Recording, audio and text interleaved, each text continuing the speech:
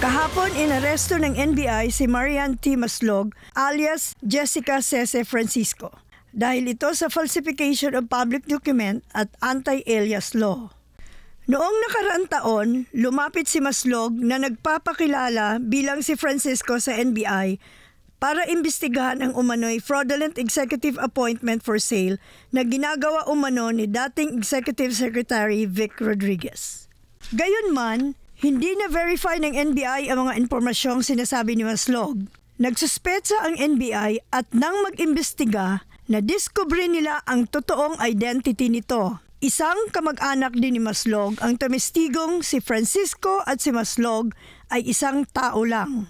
Noong 1999, nakasuhan si Maslog dahil sa panunuhol sa Department of Budget and Management para masungkit ang 200 million contract. Pero bago pa naibaba ang sentensya, sumibat siya ng Pilipinas at nagtago sa Amerika at nag-asawa at naging Mary Ann Smith. Naging partner din umano niya ang asawa sa ilang mga financial crimes sa US.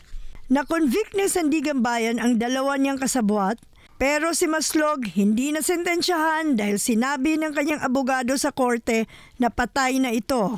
Sa pagkakahuli sa kanya ng NBI, napag-alaman ngayon na hindi pa siya patay at posibleng may kinalaman din sa illegal pogo operations. Ayon sa isang source ng BNC, personal na kilala ni Maslog si Alice Goa at ang mayor ng Sual na si Dong Kalugay.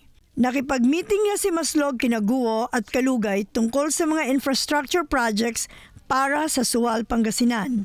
Sa pagkakaalam din ng source, ang ilang negosyo at mga sasakyan ni Maslog ay pag-aari ni Guo.